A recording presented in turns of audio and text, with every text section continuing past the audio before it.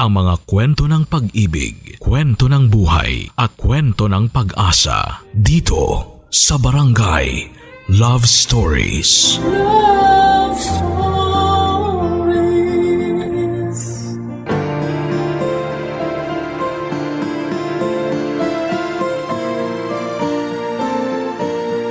Ang pagkakaroon ng mabuting katuwang sa buhay ay biyayang galing sa may kapal.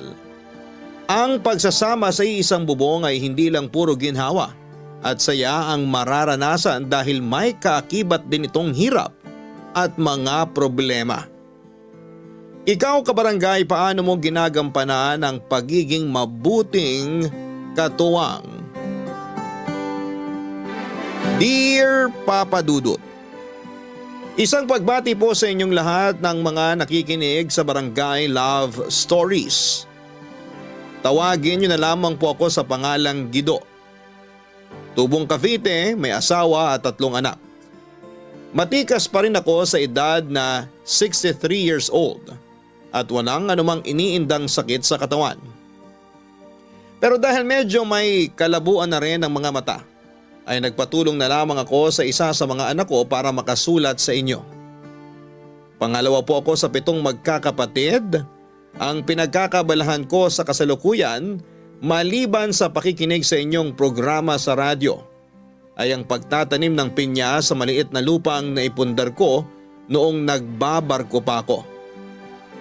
Papa Dudut, taong 2021, nang pumanaw ang nanay namin sa edad na 83 dahil sa sakit sa bato na hindi na namin pinaopera noon dahil na rin sa katandaan niya. Hanggang sa naratay na lamang siya sa higaan. 3 taon din kami noong nagpalitan sa pag-aalaga sa kanya bago siya pumanaw. Sa sumunod na taon ay tatay naman namin ang pumanaw sa edad na 85 dahil sa atake sa puso. Nagsimula po ang kwento ko noong 35 years old pa lamang ako. May maaayos ng trabaho ang mga kapatid ko ng panahon na yon. Ako naman na walang permanenteng trabaho ay katukatulong ng tatay ko sa bukid. Nasa 30 na ako nang sa kauna-unahang pagkakataon ay nakasakay ako sa barko bilang isang seaman. Dahil nawili na nga ako sa trabaho ko roon ay halos hindi ko na namalayan na malapit na sa mid-30s ang edad ko. Hindi man kagwapuhan pero matangkad, moreno at may katangusan naman ang ilong ko na best asset ko noon. Noong panahong yon ay wala akong kamalay-malay na tuloy na pala ang plano ng mga magulang ko. Naipagkasundo ako sa anak ng kaibigan nila na Tubong Bulacan. Sa muli kong pagbaba ng barko, nakaplano na ang pamamanhika namin. Nabigla man ako ay pumayag pa rin ako sa nangyari, Papa Dudut.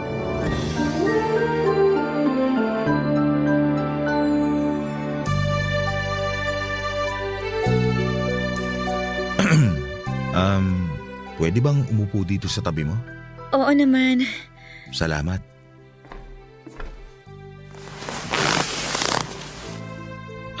Kamusta ka naman? Heto, ayos lang. Balita ko, kabababa mo lang ng barko? Oo. Mga 1 linggo pa lang. Ano nga palang napag-usapan niyo ng mga magulang ko? Tungkol ba sa kasal natin ang tinutukoy mo? Oo, bakit ka pala pumayag? Nabanggit na kasi sa akin yun ng tatay ko bago pa ako sumakay ng barko. Akala ko nga, nagbibiro lang siya nung sabihin niya na ipagkakasundo niya ako sa anak ng kaibigan niya. Kaya pag uwi ko, nagulat na lang ako nung sabihin niya na mamamanhika na kami. Akala ko rin nagbibiro lang si na tatay. Mahilig kasi magbiro yun eh, kaya tinawanan ko lang yun nung una. Sigurado ka na ba sa pagpayag mo magpakasal sa akin? Ayoko kasing isipin mo na agrabyado ka kasi babae ka.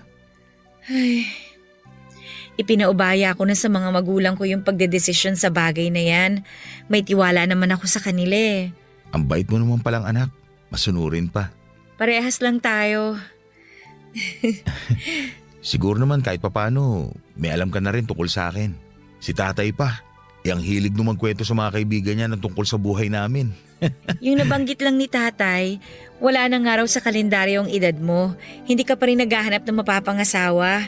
Samantalang yung iba raw na kapatid mo na mas bata pa sa'yo, may mga pamilya na.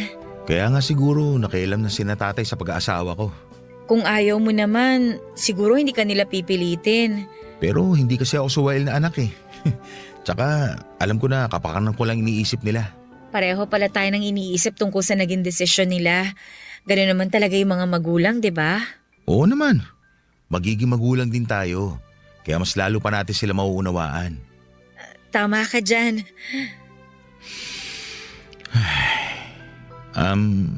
Okay lang ba kung simple lang yung magiging kasal natin?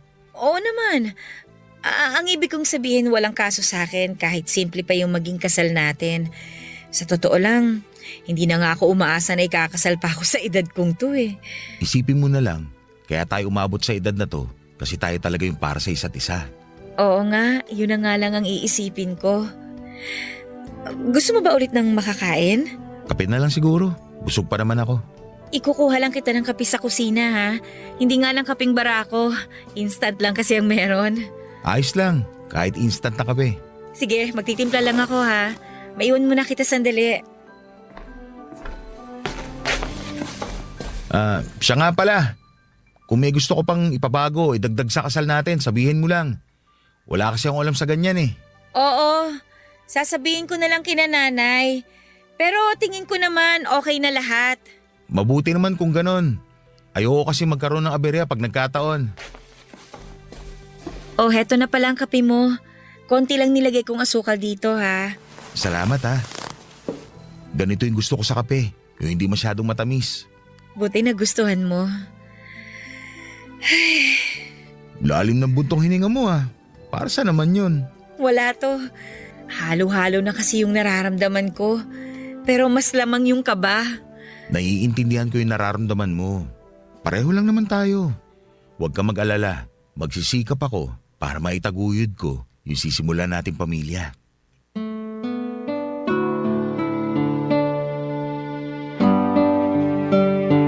Wala pang isang buwan ang nakakalipas noon nang ikasal kami ni Lubing. Napakabilis na mga pangyayari, Papa Dudut. Tanging pamilya at malalapit na kaibigan lamang ang imbitado sa kasal namin.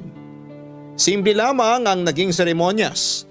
Pero nangibabaw ang simpleng ganda ni Lubing na binagayan pa ng wedding gown na suot niya. Lalo pang tumingkad ang pagkamorena niya sa gown na yon. Ang suot ko namang barong Tagalog ay siya ring ipinangkasal ng tatay ko noon. Sa ilang oras na yon ay ramdam ko pa rin ang pagkailang sa akin ni Lubing tuwing inaalalayan ko siya. Alam ko na kahit kasunduan lamang ang kasal namin ay masaya pa rin naman siya, Papa Dudut. Pagkatapos ng kasal ay dumiretso na kami sa bahay ng mga magulang ko, Papa Dudut.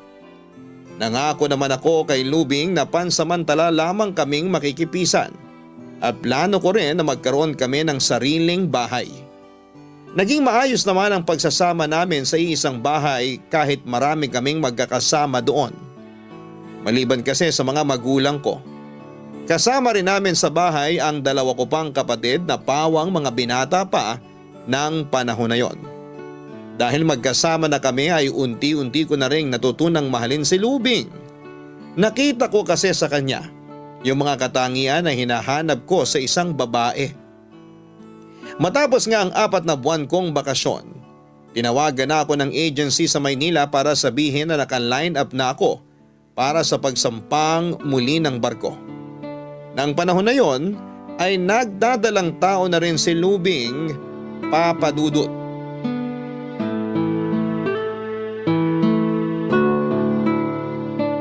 Paano yan? Sa isang linggo na alis ko. Pag umuwi ka nakapanganak na ako nun. Isa pa yun sa ikinalulungkot ko. Hindi ko man lang makikita yung paglabas ng unang baby natin. Huwag muna kaya ako sumakay. Ha? Ano ka ba? Hindi pwede. Ang ibig kong sabihin, hindi ba plano pa natin magkaroon ng sariling bahay? Tsaka paano yung panganganak ko? Saan tayo kukuha ng panggastos? Alam ko naman yun. Nakahanda naman ang katawan at isip ko na mas magbanat ng buto. Kailangan ko pa lalo magsipag para sa magiging anak natin. Malulungkot din ako kapag umalis ka. Pero naisip ko lang, paano kung doon kaya muna ako sa amin sa Bulacan? Nahihiya rin kasi ako sa pamilya mo. Ano na lang iisipin ng mga magulang ko kapag bumalik ka sa inyo? Baka isipin pa nila na wala kang tiwala na maalagaan kayo ng anak natin dito. Nahihiya lang talaga ako sa mga magulang mo. Nakakailang din kasing kumilos. Naiintindihan kita. Huwag ka mag-alala. Hindi magbabago pakikitungo nila sa'yo rito. Ay, sa bagay. Mabilis lang naman yung 1 taon. Basta ingatan mo sarili mo ha. Huwag ka masyado magkikilos. Iwasan mo rin magbuhat ng mabigat. Hayaan mo lang na sila ang kumilos dito sa bahay. Pwede ba yun? Baka sabihin naman nila senyorita ako dito. Maiintindihan naman nila yon. Buntis ka eh.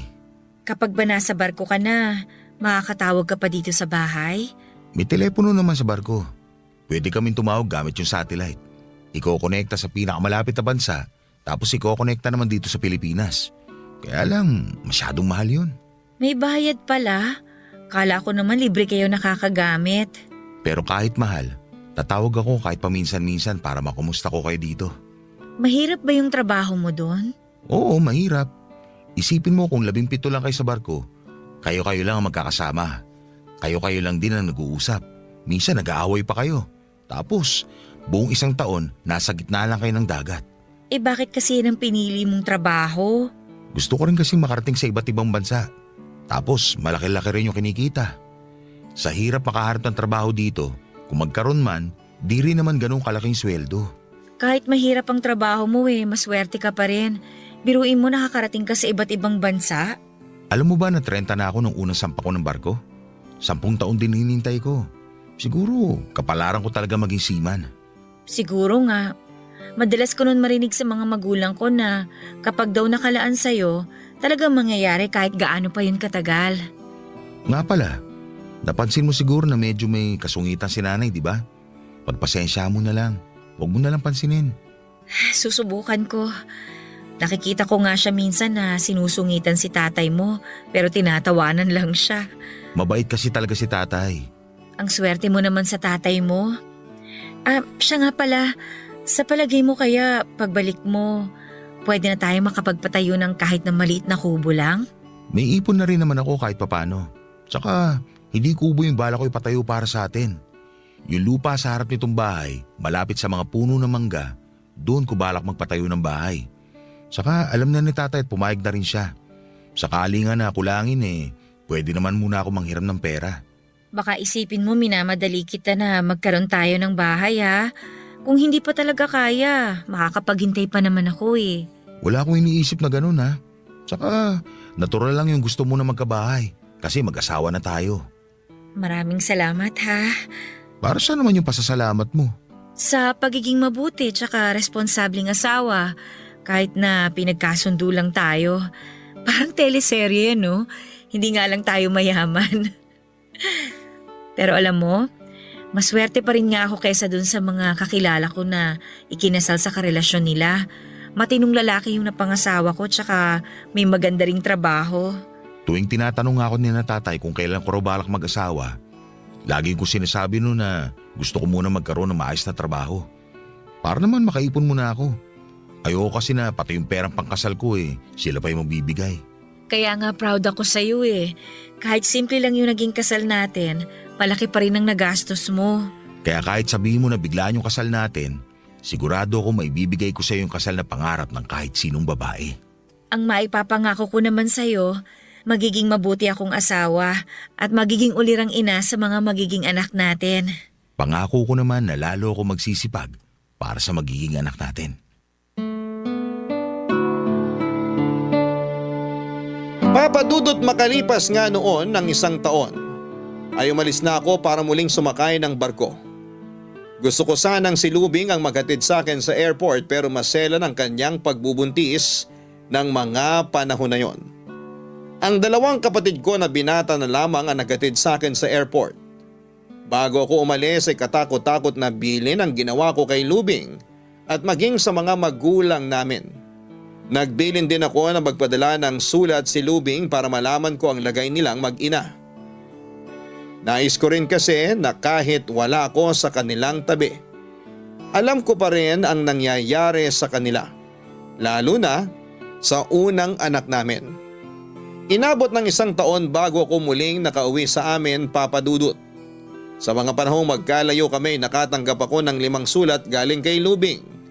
Ang isa sa mga sulat ay natanggap ko noon ay nang sabihin niyang nagsilang siya ng malusog na sanggol na lalaki. Walang pagsidla ng saya na nararamdaman ko noon. Parang gusto ko nang ipagsigawan sa buong karagatan ang magandang balitang natanggap ko. Maging ang mga kasamahan ko noon ay masayang masaya para sa akin. Naging kainip-inip naman para sa akin yung mga sumunod na araw at buwan sa barko dahil mas lalo akong nasabik na makauwi para makita na ang mag-ina ko. Gaya ng ginagawa ko nung wala pa akong asawa. Hindi ko pinapaalam sa pamilya ko tuwing uuwi ako, lalo na kay Lubing. Gusto ko kasi siyang sorpresahin. Pero hindi ko akalain na ako pala ang masusurpresa noong panahon na yon, Papa Dudut. Barangay Love Stories. Barangay Love Stories.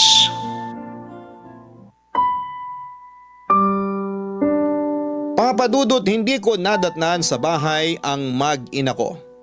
Mga magulang ko lamang ang naroon kasama ang 2 ko pang kapatid na lalaki.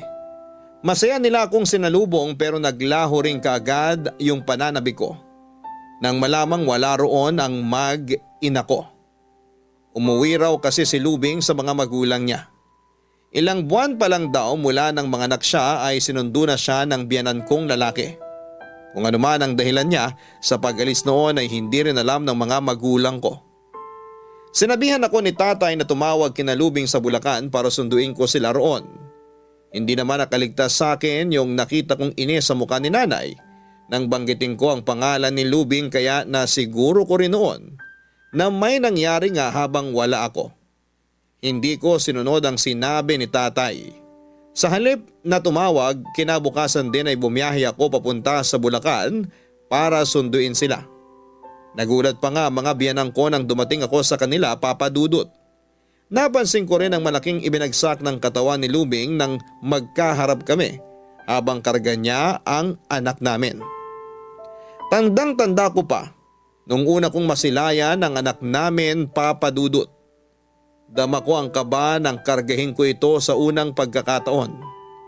Hindi ko rin namalaya na tumutulo na pala ang luha ko ng mga oras na yon. Ganon pala ang pakiramdam ng isang ama. Nag-usap din kami ni Lubing ng masinsinan. Sinabi niya sa akin na nahihirapan daw talaga siyang makisama sa pamilya ko. Lalo na kay nanay na may kasungitan naman talaga noon. Nangako na lamang ako kay Lubing na asikasuhin ko na lamang ang pagpapatayo namin ng bahay para makalipat na kami kaagad. Pumayag naman siya at kasama ko na rin siya noong umuwi sa bahay namin sa Cavite, Papa Dudut.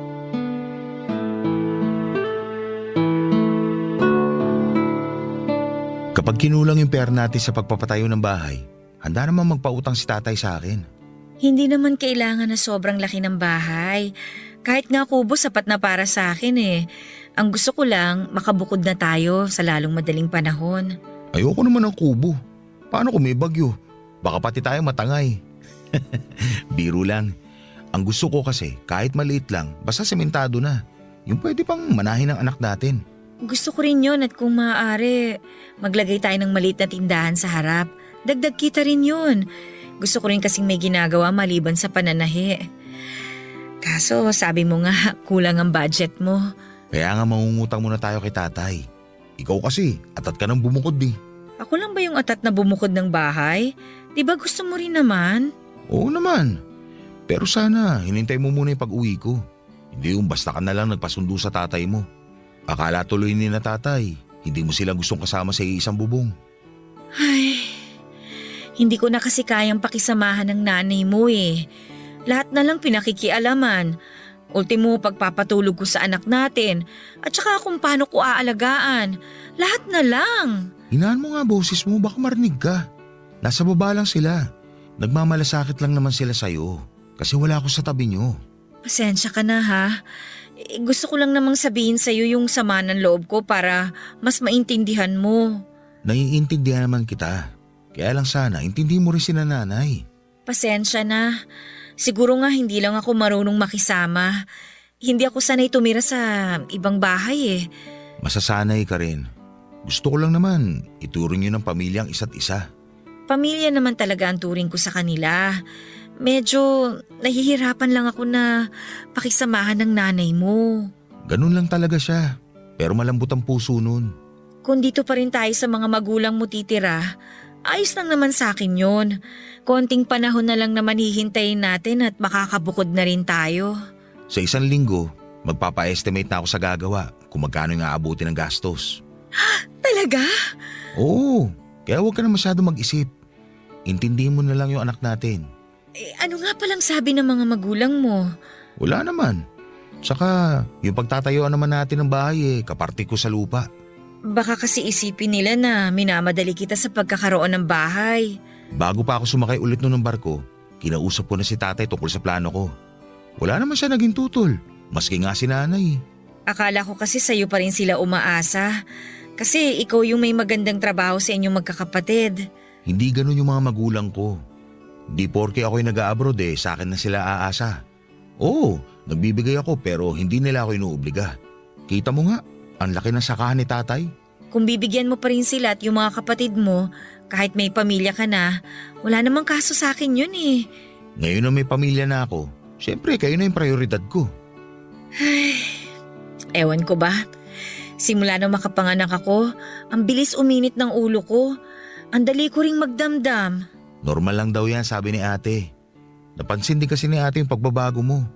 Pinayuhan pa nga ako na habang nandito ako intindihin ko muna kayong mag-ina ko. Buti pa si ate naiintindihan yung kalagayan ko. Siyempre naman, 3 na anak nun Tsaka huwag mo daw pansinin yung kasungitan ni nanay. Dati na siyang ganun. Ay, o sige. Simula ngayon lalawakan ko pa yung pangunawa ko, lalo na sa nanay mo.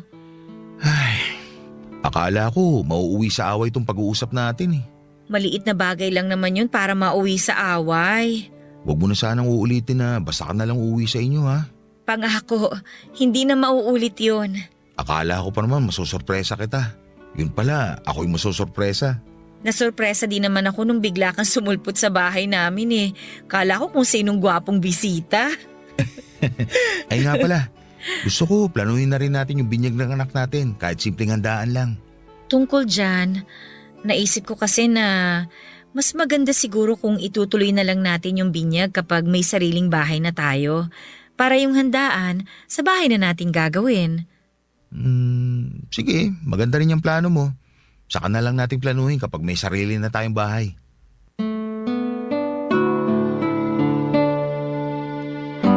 Matapos ma-estimate ang mga gagastusin ay agad na ring inumpisahan ang pagpapagawa sa bahay namin, Papa Dudut. At gaya nga ng inaasahan, kinulang ang budget ko sa pagbili ng mga materyales. Mabuti na lamang at nagpahiram ng pera si tatay para makumpleto at matapos na ang pagpapagawa namin ng bahay. Katulad ng gusto ni Lubing ay pinalagyan ko rin ng tindahan sa harapan ang bahay namin. Natapos ang bahay namin sa loob ng 4 na buwan. May 2 silid din yun pero dahil kapos na sa pera ay hindi ko na muna pinapinturahan. Sunod naman naming plinano ang pagpapabinyag ng anak namin. Nagkasundo kaming mag-asawa na isabay na lamang sa blessing ng bahay ang binyag. Ang pamilya ni Lubing at malalapit na kamag-anak lamang ang in-invite namin sa okasyon. Labis ang pasasalamat ko ng panahon na yon dahil sa wakas, nagkaroon na rin kami ng sariling bahay. Ramdam ko rin ang kakapusan ng pera noon dahil nga sa sunod-sunod na mga gastusin. Kaya naman sinabi ko kay Lubing na muli akong sasampa ng barko para mabayaran ang mga utang namin at makapag-ipon ulit. Agad naman siyang pumayag sa desisyon kong yon, Papa Dudut. Naging mahirap sa akin ang muling pag-alis. Bukod sa mamimiss ko ang anak ko, buntis na ulit si Lubing at sa pangalawang pagkakataon, wala ako sa tabi niya sa oras na manganganak siya. Ganon pa man kahit nakakainip ang isa namang taon ng paghihintay, ay masaya ako dahil 3 na silang naghihintay sa pagbabalik ko. Wala kasi akong kamalay-malay noon na may malaking problema na palang kinakaharap ang pamilya ko.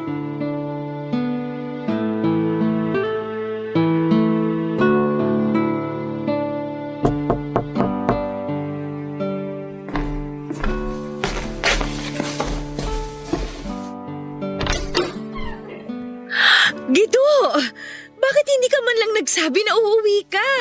Kung pinaalam ko di sana hindi kita na sorpresa ng ganyan. Yung mga bata nga pala. Kanina ko pa pinatulog. Ang dami mo namang dala. May maleta na, may mga plastic pa. Mga pasalubong kasi laman nito mga plastic. Maraming laruan dito para sa mga bata. Sana makabawi ako sa kanila kahit dito man lang. Meron din para kina nanay. Salamat sa pasalubong, ha? Ay, teka, naghapunan ka na ba? Ipagluluto kita ng ulam. Kanin lang kasi ang natira kanina. Maupo ka muna. Huwag ka na magluto. Kahit ano na lang meron dyan. Konti lang naman kakainin ko. Ipagbubukas na lang kita ng delata para makakain ka na kagad. Sandali lang, ha? Kamusta kayo ng mga bata? Okay naman kami. Malulusog yung mga bata. Sobrang gana kumain at bihira silang magkasakit. Hindi ko naman kasi sila pinababayaan dito. Kamusta naman kayo ni nanay? Nagkakasundo na ba kayo? Ay, ayun na nga. Hindi pa rin ganun kaayos. Nagkakausap naman minsan pero dahil lang yun sa mga bata. Pero pagdating sa ibang bagay, hindi Lalo na kapag may mga usaping pampamilya, hindi nila ako sinasali. Ayan ka na naman Baka ayaw lang nila na mag-alala ka pa. Noon pa man ganun na yung pinaparamdam nila sa akin. Kaya minsan gusto ko nalang dumistansya. Huwag ka na nga mag-isip ng ganyan. Pamilya tayong lahat dito kahit na anong mangyari. Ay, huwag mo nang pansinin yung sinabi ko. Ang mabuti pa, kumain ka na bago mo puntahan si nanay sa kabilang bahay. O heto. Salamat. Kanina pa ako gutom sa biyahe. Ikaw, di mo ba ako sasabayan? Busog pa ako, kumain ka na lang dyan. O sige, susubo lang ako ng konti. Alam mo, may kakaiba talaga sa pakiramdam ko nung dating ko rito. Yun bang parang may masamang nangyari? Kaya nung nakita ko na okay naman kayo, parang nakahinga ako ng maluwag. Tungkol nga pala dyan. Ano kasi Bakit? May hindi pa ba ako alam? yung bunso mong kapatid, nakulong. Ano? Teka, bakit siya nakulong? Yun na nga yung sinasabi ko kanina na usaping pamilya. Hindi ko alam yung ibang detalye kasi ayaw naman sabihin sa akin ng nanay mo. Mas mabuti siguro kung sa kanila mo na lang alamin yung buong detalye. Sabi na nga ba Kaya iba talaga yung pakiramdam ko Mamaya na lang ako kakain. Pupunta muna ako sa kabilang bahay para alamin yung nangyari. O sige, pero may ipapakiusap lang sana ako sa'yo, ha? Ano yun? Kapag nalaman mo yung nangyari, pwede bang huwag ka nang makialam? Pwede ba yun? Kapatid ko yung nakulong. Sa inyo kasi magkakapatid Ikaw yung pinakamainiti ng ulo. Ang sakin lang, umiwas ka na lang sa gulo hanggat maaari. Huwag ka na makisawsaw pa. Aalamin ko muna yung nangyari. Siyempre, kung agrabyado yung kapatid ko, pwede ba naman na wala akong gawin? Kung magkakagulo talaga, mapipilitan akong iuwi yung mga bata sa Bulacan. Hindi mo kailangang iuwi pa yung mga bata. Hindi ko naman kayo pababayaan Alam ko naman yun Kaya nga, para ako nabunutan ng tinik sa dibdib nang dumating ka. Sige na, mamaya na tayo ulit mag-usap. Punta muna ako sa kabila. O sige, hindi na ako sasama sa'yo ha. Walang kasama rito yung mga bata Ayos lang, hindi naman ako magtatagal. Sana naman maayos na yung problema ng kapatid mo. Kung ano man yun, kayang-kaya namin yung harapin na magkakasama.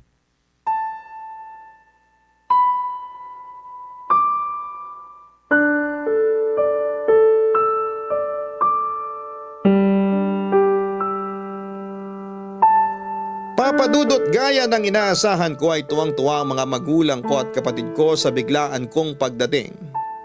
Matapos kong maibigay ang mga pasalubong ko sa kanila ay agad ko na rin silang tinanong tungkol sa sinasabi ni Lubing na problema.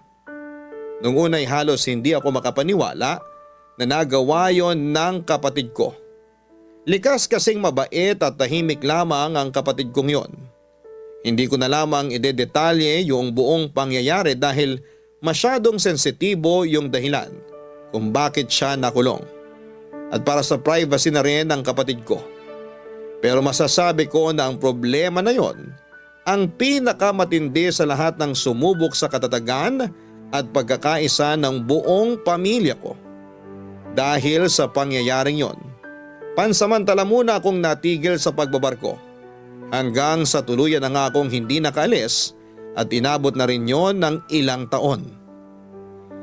Sa pagpasok ng taong 2007, may lupang inalok sa akin ng isang malayong kamag-anak namin, Papa Dudut.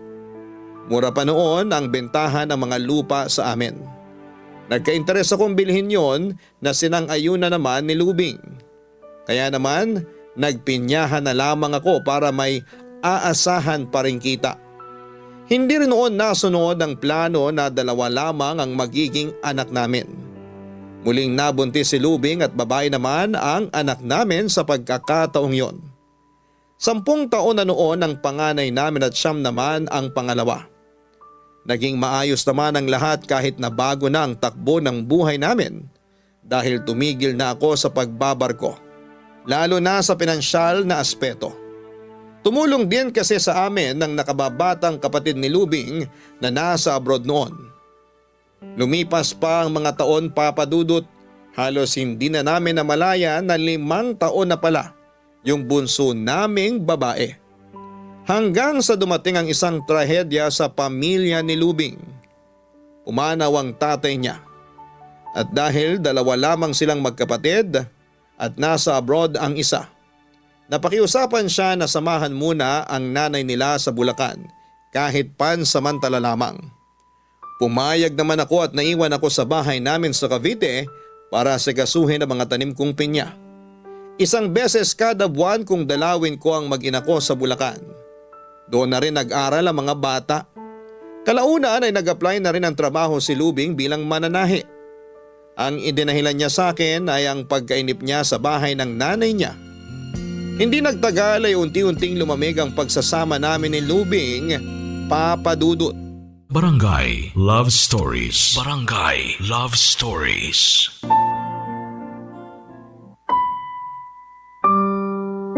Papadudot yung dapat ay pansamantala lamang na pananatili ni Lubing sa Bulacan ay umabot na ng halos 2 taon. Napansin ko rin ang pagbabago sa mga anak ko. Ang panganay ko ay nalulong sa video games at laging laman ng mga computer shop. Madalas itong gabihin sa pag-uwi at inaabot minsan ng madaling araw. Napagbuhatan ko ito ng kamay na siyang dahilan para lumayo ang loob nito sa akin. Napansin ko rin ang pagiging maluho ng mga anak ko dahil sa pagiging spoiled nila sa tiyahing nasa ibang bansa. Kinausap ko si Lubing na bumalik na sila sa Cavite. Ngunit hindi siya pumayag sa kadahilanan na walang makakasama ang nanay niya. Hindi ako umuwi ng Cavite noon hanggat hindi ko nakukumbinse si Lubing na sumama na sila sa akin pabalik. Naging madalas ang pagkatalo namin ni Lubing noon. Hindi na rin niya naasikaso pati ang mga anak namin. Inabot pa kami ng 1 buwan sa bahay ng nanay niya bago siya nito pinayagan na sumama na sa akin pabalik ng Cavite. Pagdating naman sa amin, binuksan niyang muli ang malit naming tindahan para may paglimangan siya at may sarili ring kita. Makaraan lamang ang ilang buwan ay naging maayos muli ang pagsasama namin. Patuloy rin naman ang pagpapadala ng package ng hipag ko sa aking mag-iina. Nalaman ko na nagpapadala rin pala ito ng pera. Aaminin ko na hindi ko yon nagustuhan, Papa Dudut. Pakiramdam ko kasi wala akong silbing padre de pamilya. Pakiramdam ko ay wala na akong kwenta sa paningin ng pamilya ng asawa ko mula nang tumigil ako sa pagbabarko. Noon pa ay napansin ko na ang biglang pagbabago ng pakikitungo ng biyanang kong babae sa akin, Papa Dudut. Kinausap ko si Lubing na hindi ko gusto ang pagtanggap niya ng pera galing sa kapatid niya dahil nakakapag-abot pa naman ako. Pero hindi ko akalain na mauwi rin pala yon sa isang pagtatalo.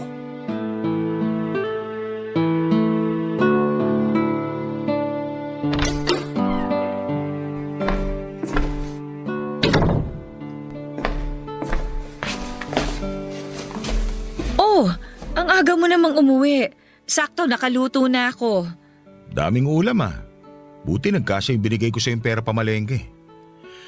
Ay, makaupo nga muna.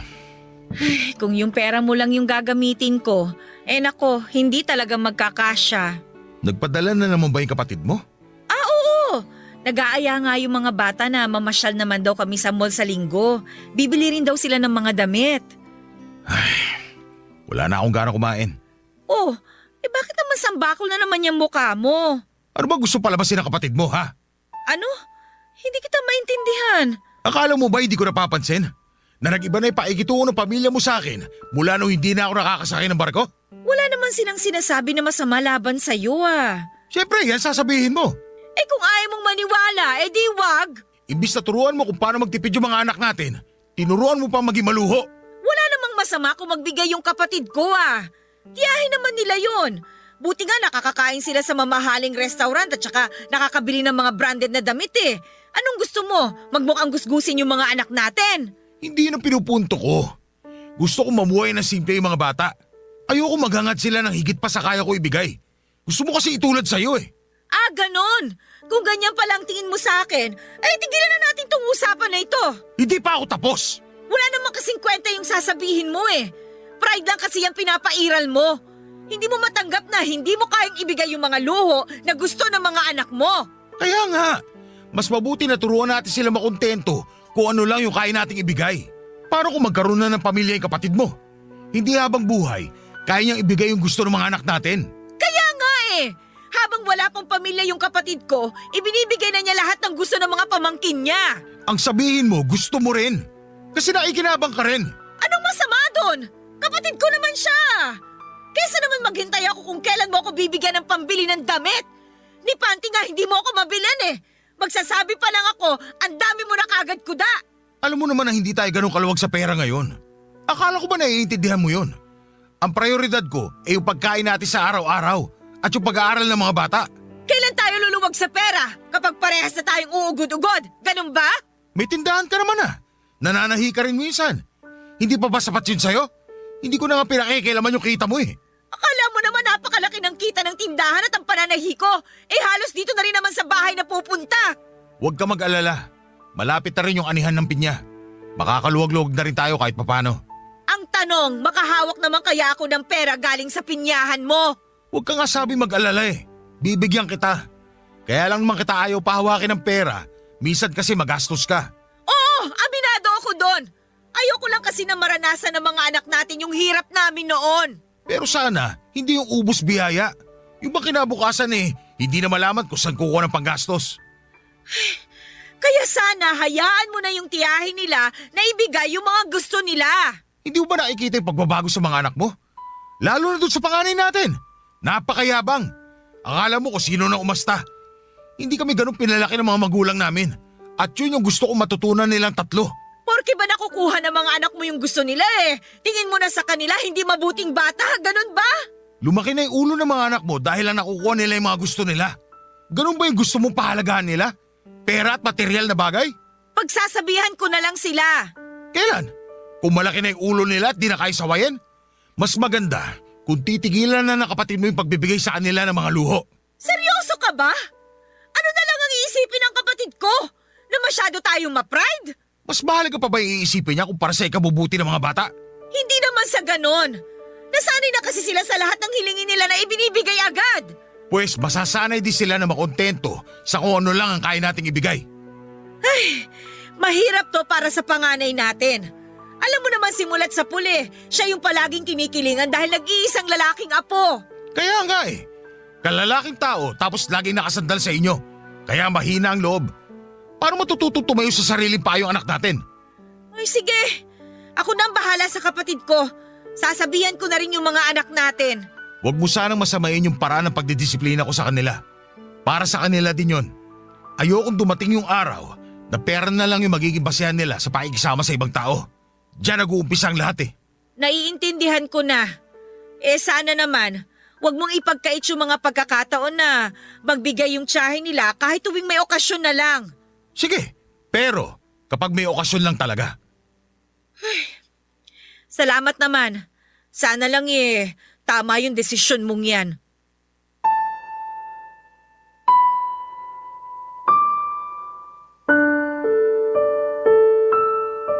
Papa Dudut, alam ko na may tampo sa akin si Lubing sa kabila ng maayos na pagtatapos ng usapan naming yon. Isa yun sa ugali ni Lubing na madalas naming hindi na pagkakasunduan. Nung tumigil ako sa pagbabarko ay mas nakilala ko ng mabuti yung pag-uugali niya. Hindi rin siya maasikaso sa akin at sa mga anak namin. Kadalasan ako ang bumabangon sa umaga para ipagluto ang mga bata bago pumasok sa eskwela. Tanghali na kasi siyang bumangon at kakain na lamang. Pero sa kabila noon, inunawa ko na lamang siya. May isang hapon nga na dumating ako galing sa pinyahan. Narinig kong kinakausap ng panganay naming anak si Lubing. Tinatanong nito, Papa Dudut, kung bakit hindi pa rin ibinibigay ng tiyahin ang bagong cellphone na hinihingi nito. Nahihirapang magpaliwanag si Lubing sa anak namin na hindi tamang humingi ng ganon kamahal na cellphone sa hipag ko. Ilang beses na sumagot ng pabalang ang anak namin, Papa Dudut. Napailing na lamang ako noon habang nakikinig sa pagtatalo nilang mag-ina. Hindi rin ako nakialam sa pagdidisiplinang ginagawa ng asawa ko. Pinapalamig ko rin muna ang sitwasyon bago ko kinausap yung panganay namin. Naabutan ko noon sa silid namin si Lubing. Malungkot at malalim ang iniisip. Sinabi ko sa kanya na narinig ko ang lahat ng pinag-usapan nilang mag-ina. Sinabi ni Lubing na siya daw ang sinisisi ng anak namin kaya hindi ito nabilhan ng bagong cellphone. Nasaktan daw siya ng sobra. Noong sa kauna-unahang pagkakataon ay sagot-sagutin siya ng anak namin. Niyakap ko na lamang si Lubing habang sinasabi na mapagtatanto din ang anak namin na mali ang ginawa nitong pagsagot. Simula nang kinausap ni Lubing ang kapatid niya, tumigil na ito sa pagbibigay tuwing humihingi ang mga anak namin, Papa Dudut. Naunawaan naman ng hipag ko ang nais kong mangyari. Kinausap ko rin ang masinsina ng mga anak ko na hindi magandang ugaliin ang paghingi ng material na bagay na hindi nila pinaghirapan. Ginawa kong halimbawa ang sarili ko na sa kabila ng hirap na dinanas ko, mas pinili ko pa rin ang makontento sa kung ano lamang ang meron ako. Sinabi ko rin na nais kong matutunan nila ang pakikipagkapwa-tao nang hindi tumitingin sa kanilang katayuan at huwag silang mabulag sa material na bagay na panandalian lamang sa mundong ito.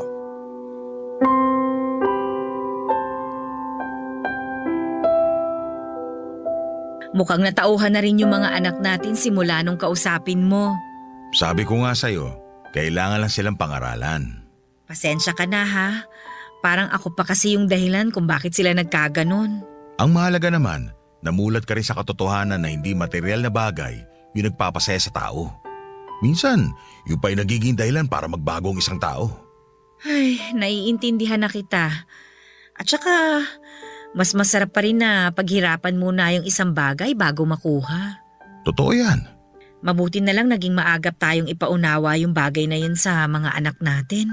Oo naman, bata pa sila. Ay, oo nga pala. Malapit na ang wedding anniversary natin. Sa 1 linggo na nga pala yun, no? Gusto mo bang lumabas tayo ng mga bata? Magluto na lang tayo dito sa bahay. Gastos lang kapag lumabas pa tayo eh.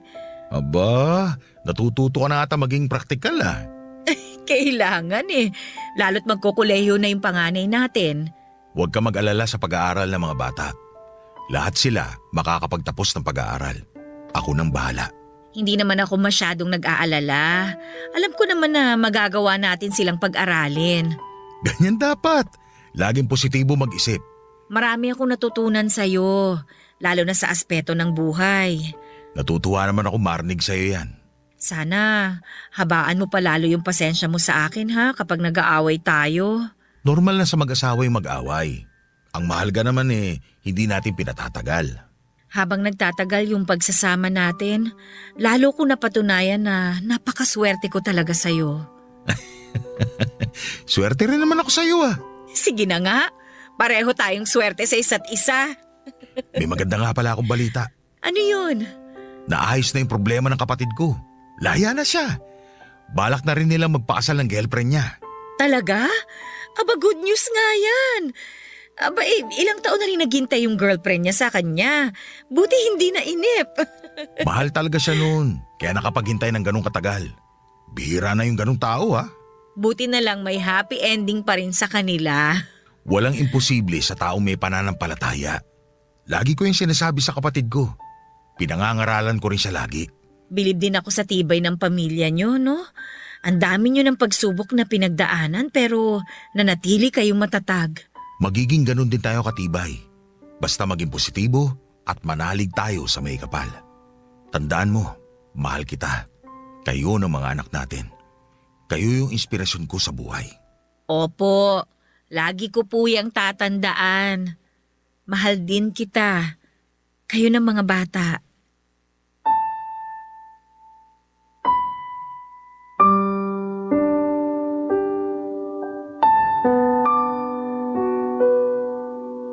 Lalong pinagtibay ng panahon ng samahan namin ni Lubing bilang mag-asawa, Papa Dudut. Kabi-kabila man ng mga pagsubok na dumating sa amin, laging positibo ang pananaw namin na malalampasan rin namin yon.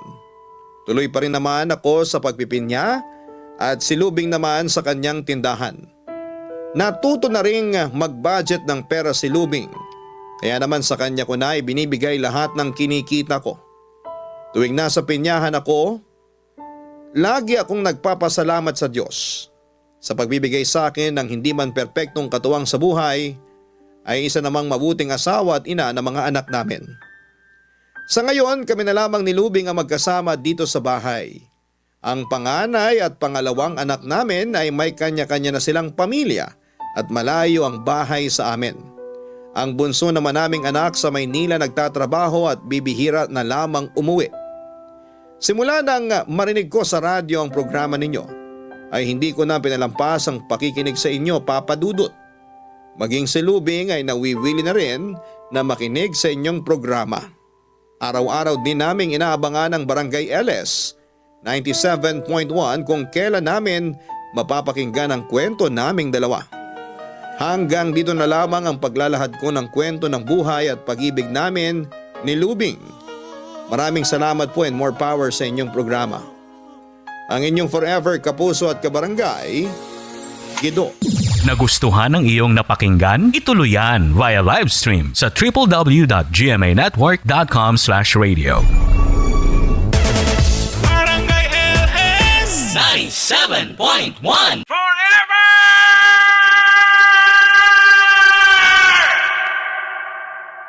Ang mga kwento ng pag-ibig, kwento ng buhay at kwento ng pag-asa dito sa Barangay Love Stories. Love Stories.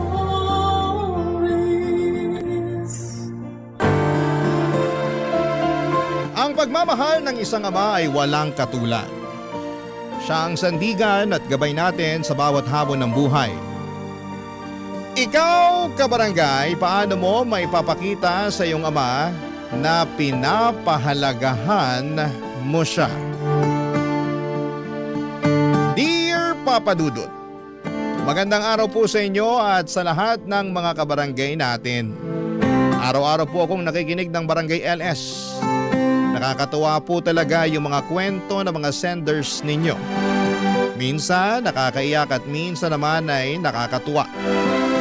Pero ang pinakagusto ko yung pakiramdam na hindi ako nag-iisa sa hirap ng buhay tuwing napapakinggan ko ang mga pinagdadaanan ng mga senders ninyo. Ako nga pala si Liam, hindi po ako lumaki sa marangyang pamilya at tinutulungan ko lamang po ang papa ko sa pagbebenta ng karne sa palengke para makaraos kami sa pang-araw-araw na mga gastusin. Lumaki po ako sa poder ng papa ko. Hindi ko po talaga nakilala ang mama ko. Tuwing tinatanong ko si papa tungkol kay mama ay tahimik lamang siya. O kaya ang sinasabi niya ay huwag mo na siyang hanapin pa. At sa tagal ng panahon ay natanggap ko na rin ang sitwasyon na baka hindi ko na mahahanap ang mama ko. Pero ayos lang naman po sa akin yon. Kasi ni minsan ay hindi naman ako pinabayaan ni Papa. Si Papa na ang nagsilbing nanay at tatay ko. Simula noong bata pa lamang ako ay siya na ang kasama ko sa lahat ng bagay. Nakita ko kung gaano siya nagsumikap bilang tendero sa isang malit na karnehan sa palengke para lamang mapag-aral ako. Hindi man kami mayaman pero ramdam ko naman yung pagmamahal niya. Kaya pagkatapos ng klase ko ay pumupunta ako kaagad sa palengke para tulungan si Papa. Mahirap po talaga ang buhay namin, Papa Dudut. Lalo na't halos lahat ng kamag-anak ni Papa ay pasaway. Sobrang gulo po nila. Laging may problema at ang iba sa kanila ay may mga bisyo pa. Kaya sa panahon ng pangangailangan ay wala rin kaming mahinga ng tulong. Pero nagpapasalamat ako dahil kahit na ganon, si Papa ay nananatiling matino at maayos. Sa totoo lang ay wala na kaming maaasahan ni Papa kung hindi ang isa't isa. Pero syempre may mga panahon din po na napapaisip ako at nangangarap na sana kahit konting ginhawa man lang ay maranasan namin ni Papa. Kasi araw-araw na lamang kahit na anong kayod at pagod namin parang wala pa ring nangyayari. Parang kahit na anong gawin namin ni Papa nararamdaman pa rin namin na hindi kami umaasenso sa buhay. At paminsan-minsan, nag-i-imagine at napapaisip rin ako na baka balang araw biglang magpakita si Mama para tulungan kami ni Papa kahit na papaano.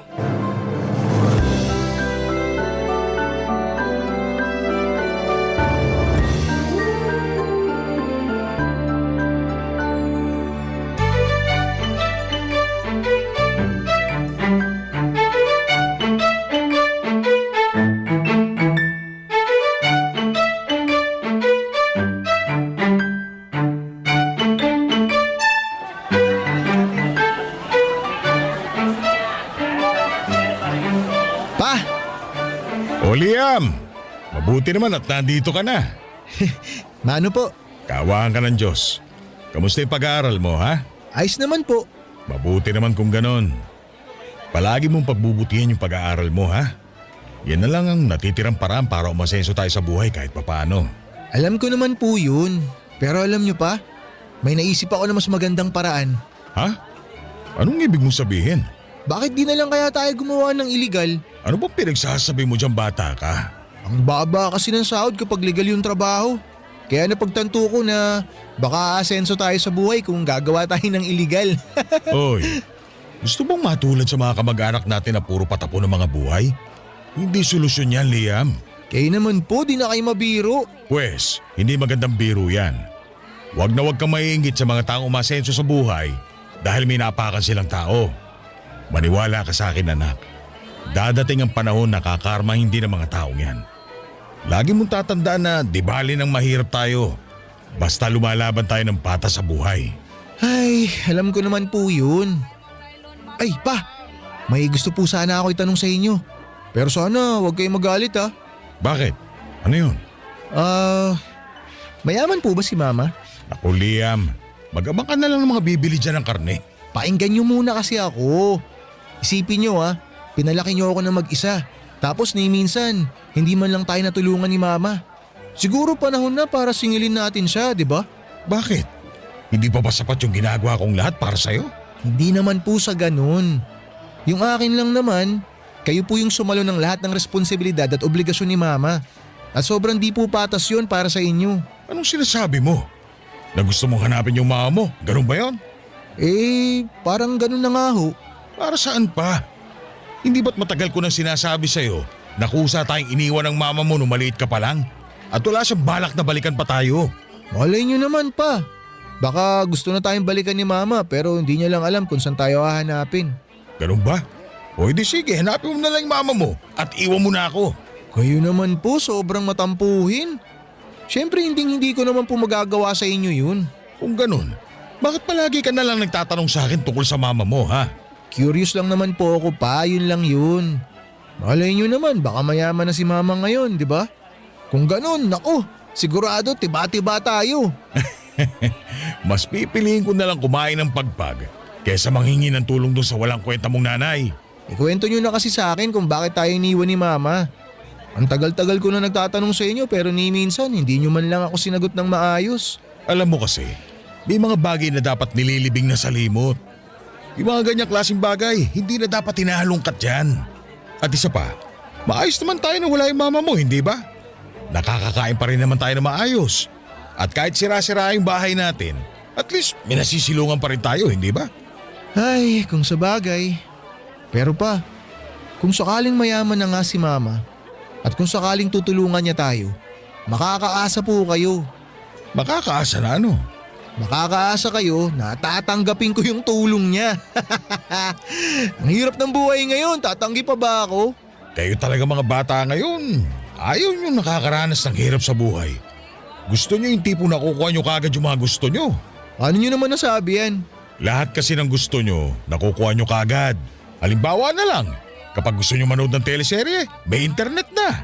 Tapos kung gusto nyo makipaglandian sa mga girlfriend nyo, ayan, may messenger na rin. Alam mo ba no panahon namin? Naku po, mukhang alam ko na kung saan papunta tong usapan na to ah. Makinig ka muna kasi. Alam mo ba no panahon namin, wala kaming TV. Tapos kailangan pa namin pumunta doon sa kapitbahay para makinood ng TV. Ilang beses ko na pong narinig yan pa. Pwes, pakinggan mo ulit hanggang tumatak dyan sa utak mo.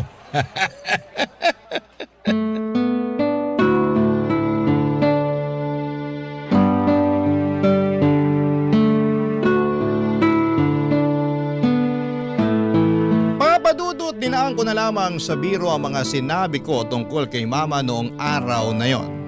Pero ang katotohanan ay hindi talaga nawala ang tampo ko sa kanya. Iniwan niya kami noong sobrang gipit kami sa buhay at iniatang niya lahat ng responsibilidad kay Papa. Kaya hanggang ngayon ay hirap pa rin akong hanapin sa puso ko ang kapatawaran at pag-unawa para sa sarili kong ina. Noong mga panahong yun ay pilit kong iniiwasan na isipin yung tunay ko na nararamdaman sa sarili kong ina. Kasi kahit mahirap ang buhay namin ni Papa, nakakaraos pa rin kami.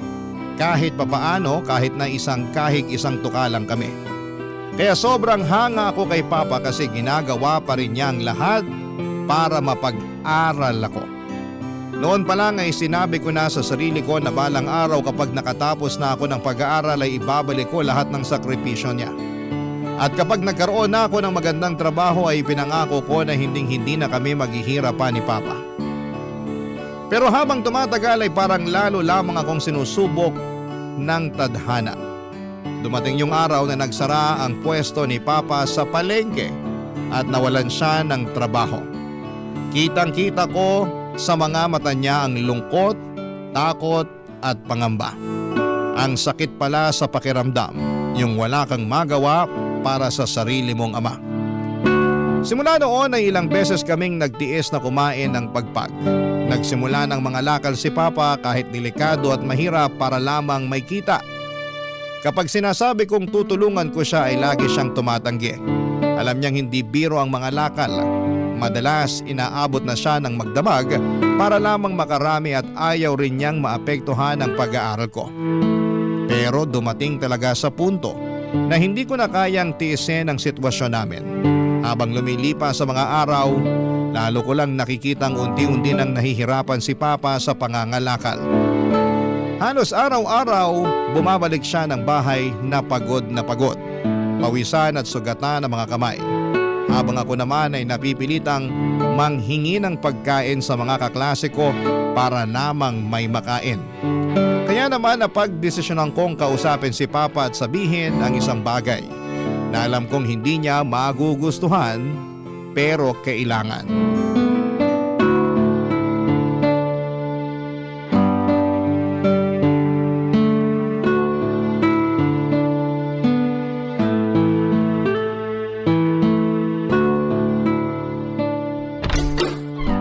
Pa, mabuti nakauwi na kayo. Nga pala, eto, may dala akong bihon. Sa'yo na yan. Naku, ayos lang po ako. Kumain na ako. Sigurado ka ba? Opo, nanghingi po ako ng baon dun sa kaklase ko. Ang totoo nga yan pa. Eto pa nga oh, may natira pa. Hatiin po natin tong hotdog at chicken nuggets na binigay sa akin ng kaklase ko pa. Sa'yo na yan, anak. Alam kong kailangan na kailangan mo yan lalo pat ngayon nag-aaral ka. Oh, eto ang bihon. Isama mo na rin dyan.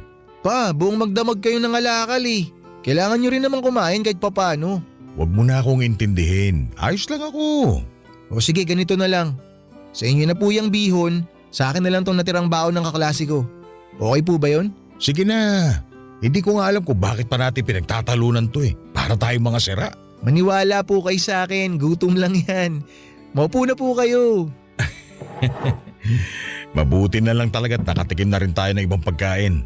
Nakakasawa na rin kasi yung pagpag eh. Nako, sinabi nyo pa.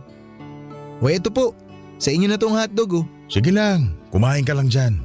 Magtatampo po ako sa inyo pag di nyo po tinanggap yan. Sige na nga, mapilit ka eh. Nga pala pa, may sorpresa po ako sa inyo. Ano yun? Saglit lang po ah, kukunin ko lang sa bag ko.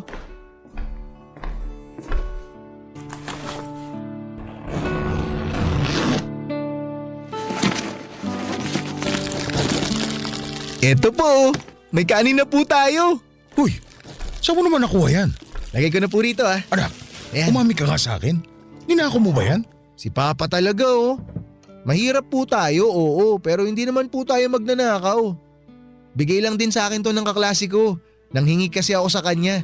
At sa awa ng Diyos, eto po, napagbigyan niya ako. Anak, pasensya ka na talaga ha. Dapat hindi ka nahihirapan ng ganito eh.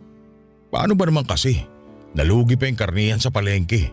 Kaya ayan, hindi na sila nagdalawang isip na tanggalin ako. Huwag na po kayong manghinayang dun. Hindi din naman kasi kalakihan yung kita dun eh. Nga pala, nag-apply na din ako bilang construction worker kung saan pumapasok yung kaibigan ko. Nag-text na po ba sa inyo yung pinag-applyan nyo sa construction? Anong text? Eh wala naman ako cellphone na. Makikibalita na lang ako doon sa kaibigan ko bukas. Mabuti naman po kung ganun. Huwag po kayong mag-alala, ipagdarasal ko po na matanggap kayo. Sana nga anak. Sawang-sawa na rin ako sa pangangalakal eh. Alam mo yung tipong nakaasa ka lang sa swerte? Ang hirap na walang regular na pagkakakitaan. Naiintindihan ko po kayo. Pero di bali na lang. Kasi kapag nakapagtapos ka na ng pag-aaral, mag-iiba na din ang takbo ng buhay mo. Huwag ka mag-alala. Ipinapangako ko sa iyo na igagapang ko yung pag-aaral mo. Ang totoo nga niyan, ayos lang sa akin kung hindi mo ako tulungan pagdating ng panahon. Ang gusto ko lang ay makaranas ka ng maganda at maginhawang buhay. Gusto kong maranasan mo ang buhay na hindi ko pa naibibigay sa iyo hanggang ngayon. Nga po pala pa, gusto ko po sana kayo kausapin tungkol dyan eh. Bakit? May problema ba? Wala naman po.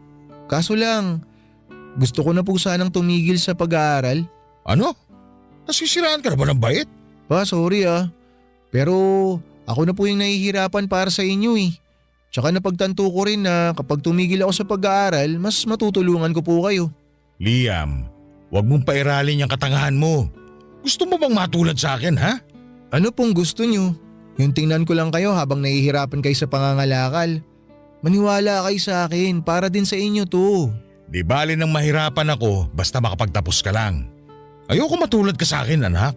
Gusto ko lang naman po sanang pag-aangin yung pasanin nyo eh. Alam kong hindi biro yung pinagdadaanan nyo para lang makapagtapos ako sa pag-aaral. Pero pa, pwede ko naman balikan yung pag-aaral ko kung kailan ko gusto eh. Titigil ka sa pag-aaral tapos ano? Sasama ka sa akin sa pangangalakal. Huwag na Liam. Maghahanap ka lang ng sakit ng katawan. Pa, ang akin lang… Tapos na ang usapang to. Sige na, kumain ka na lang dyan.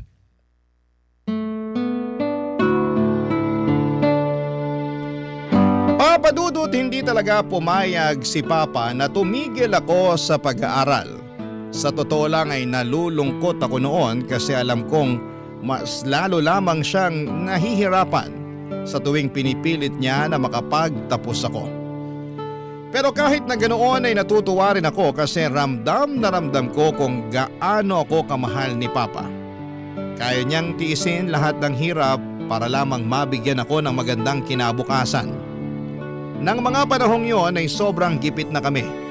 Pakiramdam ko ay hindi pa rin kami pinapabayaan ng Diyos. Kasi isang araw ay natanggap si Papa sa trabaho sa construction na matagal na niyang ina-applyan. Sobrang saya ko noon kasi sa wakas ay may regular na siyang kita at hindi na niya kailangang mangalakal sa pang-araw-araw. Iniisip ko kaagad na gusto ko ring tumulong. Kaya sinabi ko sa kanya na gusto ko ring mag-apply sa construction. Pero tulad ng inaasahan ko ay nagalit lamang si Papa at sinabi niyang hindi po pwede. Na ang dapat ko raw unahin ay ang pag-aaral ko. At dahil mahal ko si Papa, sinunod ko siya at wala na akong sinabi pa. Sobrang saya din namin noong unang beses niyang sumahod. Ang una pa niyang binili ay 2 mura na second-hand cellphone sa kakilala niya sa construction. Tuwang-tuwa po ako noon at sobra po akong nagpasalamat kay Papa. Hindi bang kami biglang umangat pero ramdam ko yung unti-unting ginhawa. Sa mga panahong yon, naniwala talaga ako na kapag marami ka ng pinagdaan ng hirap, darating din ang panahon na makakabawi ka, nagagaan din ang lahat. Pero dumating ang panahon na parang sinampal ako ng tadhana at pinaalala na hindi pa pala tapos ang laban. Na kahit gaano ka na katagal lumalaban, may mga bagay pa rin na hindi mo kayang paghandaan, Papa Dudut. Barangay Love Stories. Barangay Love Stories. Unti-unti ko nang napapansin na may mga pagbabago kay Papa. Nung una'y napansin ko na parang mabilis siyang pumayat. Akala ko ay dahil lamang sa pagod sa trabaho sa construction. Sanay na kasi ako na umuuwi siyang pagod pero habang tumatagal ay mas lalong halata ang pagbagsak ng katawan niya. Hindi lang siya basta napapagod, palagi na siyang hinihingal. Grabe siyang pagpawisan kahit na hindi mainit at kung ano-anong sakit sa katawan ang bigla na lamang niyang nararamdaman. Minsan nagreklamo siya ng pananakit sa dibdib at minsan sa likod at minsan naman ay wala siyang ganang kumain. Ramdam ko na may mali na. Pero pilit niyang sinasabi na okay lamang siya. Hanggang sa isang araw habang nasa eskwela ako ay nakatanggap ako ng tawag mula sa isa sa mga katrabaho niya. Ang sabi niya ay bigla na lang daw nawala ng malay si Papa sa trabaho at agad na isinugod sa ospital. Hinding-hindi ko makakalimutan ang araw na yon. Pakiramdam ko ay parang tumigil ang mundo ko, Papa Dudut. Sobrang lakas ng kaba ko at hindi ko mapigilan ang iyak ko habang nagmamadaling pumunta sa ospital. Sa isipan ko ay baka yun na ang huling pagkakataon na makikita ko si Papa. Pagdating ko sa ospital, agad akong dinala sa doktor na tumingin sa kanya. Doon ko nalaman na may thyroid disease si Papa at hindi na pala bago yon. Matagal na raw niyang nararamdaman ang mga sintomas pero hindi niya sinasabi dahil ayaw niyang mag-alala ko. Hindi ko alam kung ano ang mararamdaman ko noon, Papa Dudut, halo-halong takot, pangamba at konsensya. Litong-lito ang isipan ko, lalo na't hindi ko alam kung saan ako kukuha ng pera para sa pagpapagamot niya. Sobrang bigat sa pakiramdam kasi alam kong kapag hindi ko ito nagawa ng paraan ay baka mawala sa akin si Papa. Pero sa gitna ng lahat ng takot at gulo sa loob ko, isang bagay lang ang malinaw. Gagawin ko ang lahat kahit na ano para lamang gumaling si Papa. Ipinangako ko sa sarili ko na hindi ako susuko dahil kung paano niya ako ipinaglaban noon, ako naman ang lalaban para sa kanya ngayon.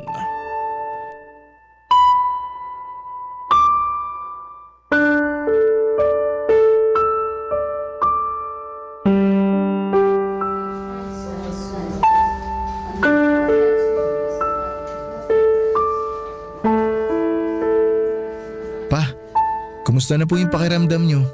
Ayos lang ako. Anak, pakikuha nga muna yung cellphone ko sa gilid ng kaliwang tuhod ko. Teka, saan po ba? Ay, ito po. Sandali lang ha. Sino po yan te-text nyo pa? Boss ko sa construction. Manghihiram ako ng pera. Baka malubog lang po kayo sa utang pag ginawa nyo yan. Di bale na. Basta makalabas lang ako dito. Nga pala, kamusta na yung pag-aaral mo? May sasabihin po sana ako sa inyo pero huwag kayong magagalit ha. Bakit? May problema ba? Kasi ano pa Sige na, sabihin mo na sa akin. Tumigil na po muna ako sa pag-aaral. Ano? Natanggap po kasi ako bilang waiter sa restaurant na pinag-applyan ko . Tsaka Sa Makalawa na po ako magsisimula. Anak naman, ba't mo namang ginawa yun? Pa, wag na po kayong kumontra. Yung pag-aaral ko, makakapaghintay naman po yun eh. Pero ang mahalaga ngayon ay yung mailabas ko kayo dito sa ospital. Pero hindi pa rin ako natutuwa sa ginawa mo. Ipinapangako ko po sa inyo na kapag nakalabas na kayo dito, babalik din po ako sa pag-aaral. Pero ako yung tatay mo. Hindi mo ako responsibilidad. At obligasyon kong alagaan at pag-aralin ka hanggang sa makapagtapos ka. Huwag na po kayo mag-isip ng ganyan. Kaya ko to pa. Gaya nga ng sabi ko, ang mahalaga ay yung makalabas kayo dito sa lalong madaling panahon. Basta, panghawakan ko yung sinabi mo ha. Opo, pangako po. Basta mailabas ko lang po kayo dito tapos mabayaran ko lang ng buo yung gastusin natin dito sa ospital. Hindi yun. Ha? Ano pong hindi yun? Panghahawakan ko yung sinabi mo na balang araw, magtatapos ka sa pag-aaral mo. Opo, pangako po yun. Babalik po agad ako sa pag-aaral. Oh, sandali lang. Yung boss nyo na po ba yan, pa? Oo. Ay, hindi pa daw siya sigurado kung matutulungan niya ako. Huwag na po kayo ma-stress. Ako na pong bahala sa inyo. Pasensya ka na anak ha. Pakiramdam ko kasi parang wala akong kwentang ama. Huwag nga po kayo mag-isip ng ganyan. Ni minsan po hindi ko naisip yan. Kasi para sa akin, kayo ang pinaka-the best na papa. Sinasabi mo lang yan para pagganin ng loob ko eh. Papa naman, hindi po. Simulat sa pool, nakita ko na po lahat ng sakripisyo nyo para sa akin. Kaya ngayon, sana pa, hayaan nyo na po ako na matulungan kayo. Maraming salamat anak. Huwag ka mag-alala. Kapag nakalabas na ako dito, babawi ako sa'yo. Huwag nyo na po muna kasing isipin yan. Ang isipin nyo, gumaling kayo agad.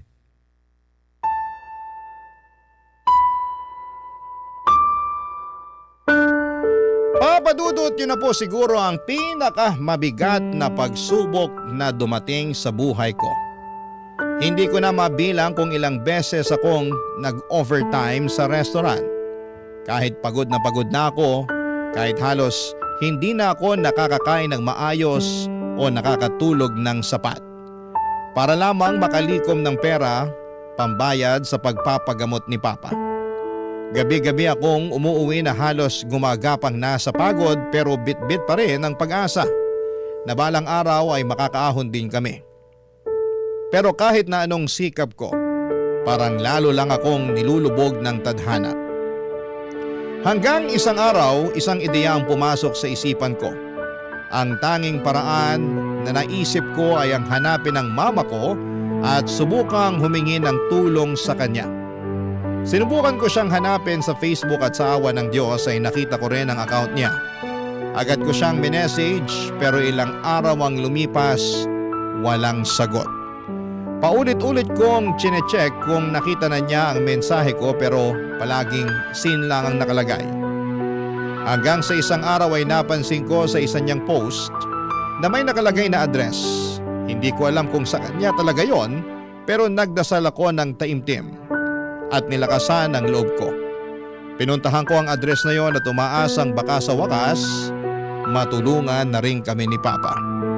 Iniisip ko na siguro naman pagkatapos ng mahabang taon may puwang pa rin ako sa puso ni Mama bilang anak niya at siguro naman ay hindi niya ako tatalikuran. Pero pagdating ko sa bahay niya, ibang-iba sa inaasahan ko ang sumalubong sa akin. Maayos ang bahay, may sasakyan sa garahe at may mga bata sa loob. Lumabas si Mama at pagkakita niya sa akin ay tila hindi niya alam kung paano ako kakausapin. Nang sinabi ko kung sino ako at kung bakit ako naroon ay diretsahan niya akong sinagot. May bago na raw siyang pamilya at hindi na siya pwedeng tumulong sa amin.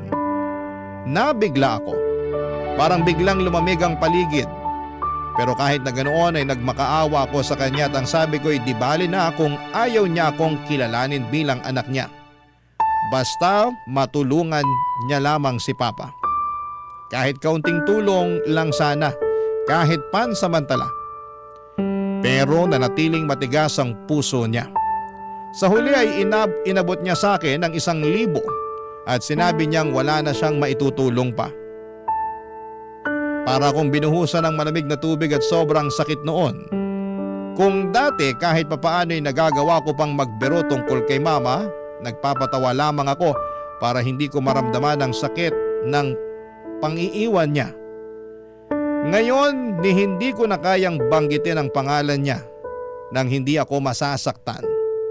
Aaminin ko noong mga panahong yon ay nagtanim talaga ako ng matinding sama ng loob sa sarili kong ina, Papa Dudut.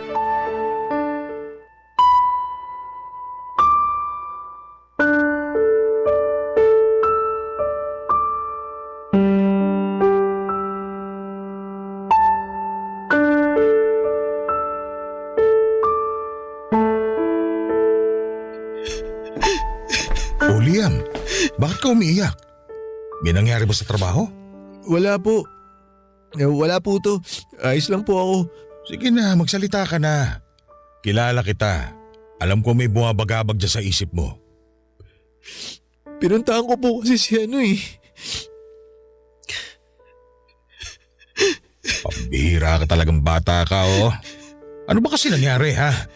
Pa, Sino pinuntahan mo? pinuntahan ko po si Mama. Liam, bakit mo naman ginawa yun? Para saan pa? Nagbaka sakali po kasi ako na... Na ano? Natulungan niya tayo? Sinasabi ko sa'yo, umaasa ka lang sa wala. Pa, siguro panahon na para sabihin niyo sa akin kung ano ba talaga nangyari sa inyo ni Mama. Ang totoo niyan, ayoko na sana ikwento to sa'yo pero ipinagpalit ako ng mama mo sa kano. Wala siyang kwentang ina. Sana magdusa siya sa piling nung kano na yon. Isinusumpa ko na hindi siya magiging masaya at habang buhay siya magiging miserable. Anak, tama na yan. Ito mismo yung dahilan kung bakit ni minsan hindi ko ikunento sa iyo yung tungkol sa mama mo. Kasi kilala kita eh. Alam ko magtatanim ka lang ng sama ng loob kapag nalaman mo yung ginawa ng mama mo bago niya tayo iniwan. Ang totoo niyan pa, may isa pang dahilan kung bakit galit na galit ako kay Mama eh. Bakit? Anong ginawa ng mama mo sa'yo? Nung kinausap ko siya na tulungan tayo, tinaboy niya lang ako na parang asong kalye. Tas binigyan niya ako ng 1,000. Yan ang nga ba sinasabi ko eh. Dapat simulat sa pool pa lang nakinig ka na sa akin. Walang kwenta yung nanay mo. Pero... hindi rin naman kita masisisi kasi lumaki ka na wala siya sa tabi mo. Eh ang gusto mo lang naman eh makilala siya. Kung alam ko lang na ganun pala kagaspang yung ugali niya, dapat hindi ko na siya nilapitan eh. Ang ihabang niya. Akala mo kung sino porke nakapag-asawa lang ng kano. Isinusumpa ako, lalagapak din siya sa lupa balang araw. Liam, makinig ka. Naiintindihan ko kung saan nanggagaling ang galit mo. Kasi yan din mismo yung naramdaman ko nung iniwan niya tayo. Pero kasi anak, ayokong lamunin ka ng galit mo. Kaya hayaan na lang natin siya. Eto yung 1,000 binigay niya. Alam niyo kung ano nababagay dito? O eto, tinan niyo maigi gagawin ko. Oh, ayan. Uy, ano ka ba naman? Ba't mo inagis yung pera? Hindi ko matatanggap yung 1,000 na yan na galing sa maruming babae na yon. Ikaw naman kasi anak eh. Ba't mo naman kasi tinanggap kung labag naman pala sa loob mo? Ewan ko ba pa? Nung inabot niya sa akin yung 1,000, bigla na lang ako natulala. Pero kung may babalik ko lang yung panahon, isasaksak ko sa bibig niya yung 1,000 na yan eh. Oh, kumalma ka. Tignan mo nga yung mukha mo. Namumula ka na sa galit. Paano naman tayo pa? Anong ibig mo sabihin? Aaminin ko nahihirapan na ako sa trabaho. Kahit anong sipag at tiyaga yung gawin ko, hindi pa rin sapat yung perang naipon ko para maipagamot kayo. O ngayon, naiintindihan mo na ako. Ito yung dahilan kung bakit gustong-gusto ko na makapagtapos ka ng pag-aaral. Anak, sobrang lupit ng mundo sa mga taong walang pinag-aralan. Tsaka ako na muna iisipin yan pag magaling na kayo. Huwag ka mag-alala. Kaya ko to. Ako pa ba? Hindi ako mamamatay. Masamang damo yata to. Kayo talaga, nagawa niyo pa magpatawa. Makinig ka sa akin. Kinaya natin na wala yung mama mo sa napakahabang panahon. Pero naghihirap at nagdusa rin naman tayo. Pero hindi mo mababago ang katotohanan na kinaya pa rin natin ang wala siya. Kaya Liam anak, kalimutan mo na yung mama mo ha. Huwag ka mag-alala. May awang Diyos. Malalampasan din natin ang pagsubok na ito. Kahit anong mangyari, hindi na ako lalapit sa kanya para humingi ng tulong. Pinapangako ko yan. Sige lang, magalit ka. Ilabas mo ang lahat ng sama ng loob mo sa kanya. Pero pagkatapos ng araw na to, kalimutan mo na yung sakit na idinulot niya sa'yo, ha? Mabuti na lang talaga nandiyan kayo pa. Hindi ko alam kung anong gagawin ko pag pati kayo nawala sa akin. Maniwala ka sa akin. Hindi ako mawawala sa'yo. Halika nga rito. Payakap nga. Mahal na mahal ko kayo pa. Mahal na mahal din kita, anak. At kahit pagod na ako ay pinilit ko pa rin bumangon araw-araw para masustentuhan ang mga pangangailangan namin ni Papa. Lalo na ang gamot niya at mga bayarin sa ospital. Hindi naging madali pero wala akong ibang pagpipilian kundi ang kayanin ito. Wala akong panahon para manghina o magreklamo. Dahil alam kong walang ibang tutulong sa amin kundi ako lamang. At aaminin ko rin kahit na sobrang sama ng loob ko kay Mama kahit ilang beses ko nang gustong kalimutan siya. Hindi ko pa rin magawang i-block ang account niya sa Facebook. Siguro kasi may parte pa rin ng puso ko na umaasa kahit kaunti na isang araw, makakatanggap ako ng mensahe mula sa kanya na nagsisisi siya, nahihingi siya ng tawad o baka sakaling mag-alok ng tulong. Pero hindi dumating ang araw na yon, Papa Dudut. Hanggang sa natutunan ko na lamang tanggapin na marahil, hindi na talaga niya ako kailanman kikilalanin bilang isang anak. Yung 1,000 na ibinigay niya sa akin ay kinuha ko ulit yon at ipinambili ko na lamang ng gamot ni Papa. Labag man sa loob ko, alam kong mas mahalaga ang kalagayan ni Papa kesa sa pride ko. Pero habang inaabot ko sa kasyirang perang yon, hindi ko maiwasang maramdaman na parang binili ako ni Mama. Yung 1,000 na yon, sa dami ng taon na nawala siya, sa dami ng gabi na umiiyak ako habang hinahanap siya, yun lang ang ibinigay niya. Para sa akin, hindi lang pera yon. Isa yung paalala na sa paningin niya ay wala akong halaga. Masakit pero wala akong magagawa, kundi ang lunukin ang lahat at magpatuloy. Napagtanto ko rin sa mga panahong yon kung gaano kahirap maging mahirap. Kasi kapag mahirap ka, parang wala kang karapatang magreklamo, magdamdam o humingi ng tulong. Parang lagi kang nasa ilalim ng paa ng ibang tao. May mga pagkakataong pakiramdam ko ay binabastos na ako ng mga tao sa paligid ko, pero wala akong magawa kasi kailangan kong tiisin ang lahat para lamang mabuhay. Napaisip din ako noon.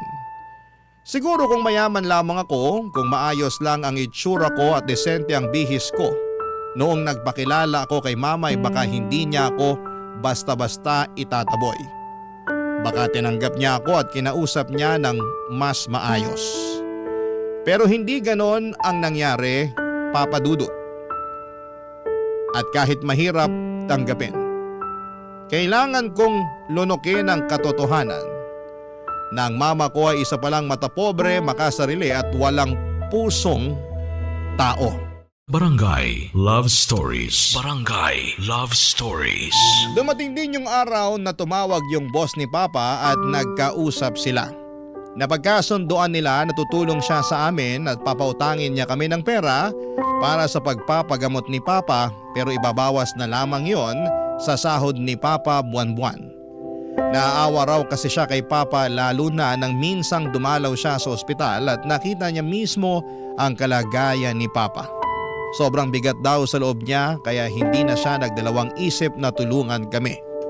Sobrang tuwa ko po talaga noong araw na yon at ramdam ko na kahit sobrang pagod ako sa trabaho sa restaurant, yung tipo bang parang wala nang patutunguhan ng lahat, ay bigla akong nakahinga. Kasi kahit papaano ay may liwanag na kaming nakita sa gitna ng mga problema. Grabe talaga ang pasasalamat ko noon. Kasi alam kong kahit paunti-unti ay makakabangon na muli kami ni Papa. Lalo na't nakalabas na siya ng ospital. Pero syempre hindi ibig sabihin noon ay naging madali na ang lahat. Kailangan pa rin naming bayaran ni Papa ang perang inutang namin. At ako naman tuloy pa rin ang pagtatrabaho sa restaurant. at may mga panahon din na tumutulong ako sa pagbabayad ng utang kahit kaunti lang ang kaya kong ibigay basta makatulong at makabawas doon sa perang inutang namin. Ngayon, Papa Dudut, sobrang laki ng pasasalamat ko dahil sa wakas ay nakaligtas na rin si Papa sa kondisyon niya. Matagal din akong nabuhay sa takot at kaba kaya noong gumaling si Papa ng tuluyan, parang nabunutan ako ng tinik sa dibdib. At sa lahat ng pinagdaanan namin ay may isang bagay talaga akong natutunan. Walang halaga o kapalit ang pagmamahal ng isang magulang. Walang anumang pera ang makakatumba sa sakripisyo at malasakit ng isang magulang na tunay na nagmamahal sa anak niya. At sa tingin ko, yung lahat ng pinagdaanan naming pagsubok, lalo na yung halos mawala na kami ng pag-asa ay naging paraan na rin siguro ng Diyos para ipakita sa akin ang isang mahalagang katotohanan. Baka gusto niyang ipaunawa sa akin na hindi ko kailangang hanapin o pilitin pa ang presensya ng mama ko sa buhay ko. At baka gusto niyang ituro na sapat na ang pagmamahal at presensya ni Papa Dudut.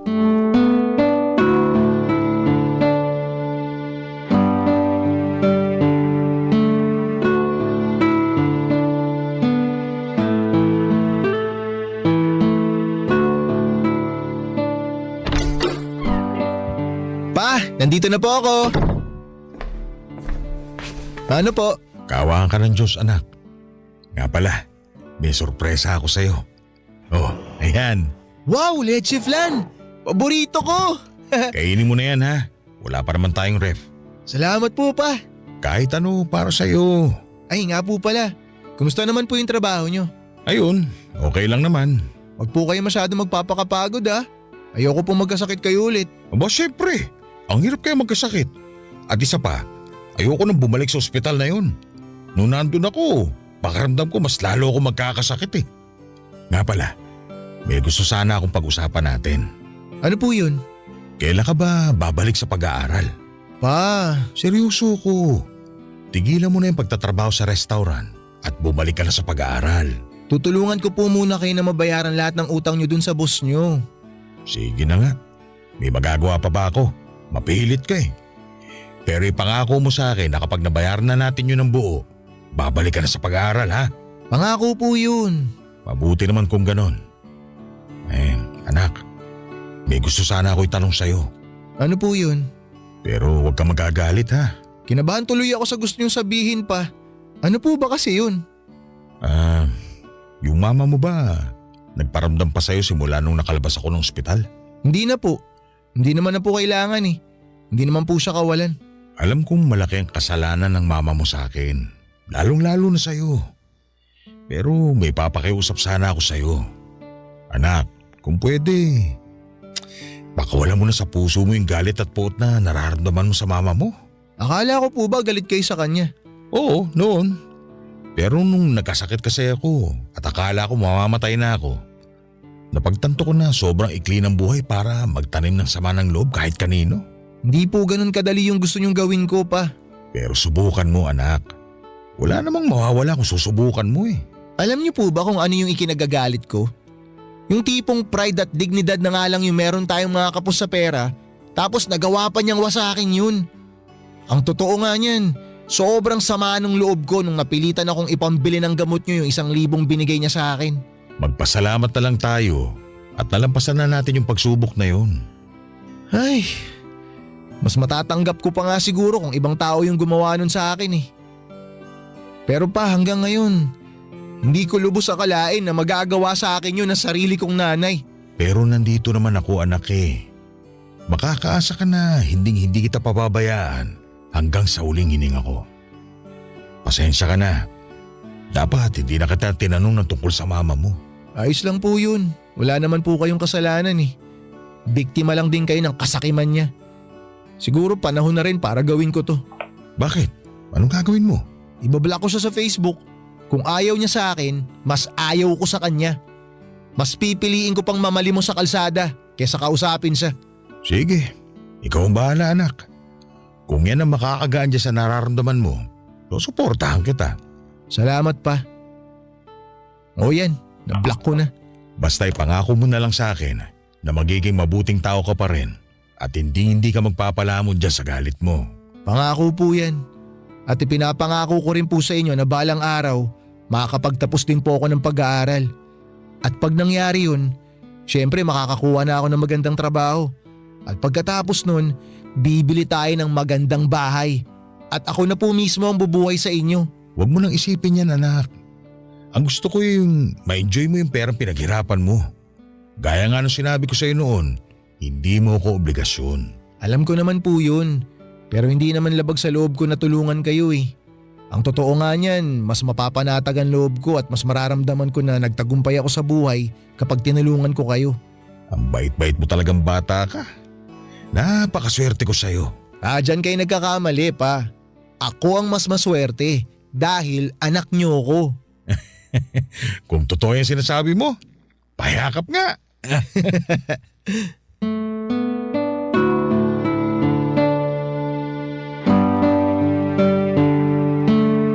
Naging mabait sa amin ang Diyos. Hindi nagtagal ay tuluyan na rin naming nabayaran ang perang inutang namin sa boss ni Papa. Napakalaking ginhawa ang dulot noon sa amin. Lalo pang gumanda ang sitwasyon nang makapasa ako at matanggap sa scholarship na matagal ko nang inaasam. Naging working student din po ako para kahit papaano ay may naitutulong ako sa mga gastusin sa bahay. Nung una ay mariing tumutol si Papa sa desisyon kong maging isang working student. Sabi niya ay baka raw hindi ko kayanin ang pagsabayin ng trabaho at pag-aaral. At baka bumagsak lamang ako sa klase dahil sa pagod at puyat. Ayaw niyang makita akong nahihirapan lalo pat alam niya kung gaano ko pinapangarap na makapagtapos ng pag-aaral. Para sa kanya, sapat na raw na nakas-scholar ako at sana raw ay doon na lamang ako mag-focus. Pero hindi ko binitawan ang desisyon ko. Araw-araw ko siyang kinukumbinse. Maingat kong pinaliwanag sa kanya na hindi tungkol sa pagsasakripisyo ng pangarap ko, kundi ito'y paraan ko para kahit papaano ay makatulong ako sa gastusin namin sa bahay. Ang sabi ko sa kanya, mas pipiliin kong mapagod araw-araw kaysa makita siyang nag-iisa sa pagbubuhat ng lahat ng problema namin. Hindi naging madali ang pagpapaliwanag ko sa kanya, pero nakita niya sa mga mata ko ang determinasyon at pagmamalasakit at sa huli, napapayag ko din si Papa sa kagustuhan kong maging isang working student. Sabi niya kung yan talaga ang gusto ko. At kaya ko naman ay sosuportahan niya ako basta lang daw mangako ako na hindi ko pababayaan ang pag-aaral ko. Simula noon ay naging tahimik at maayos ang takbo ng buhay namin.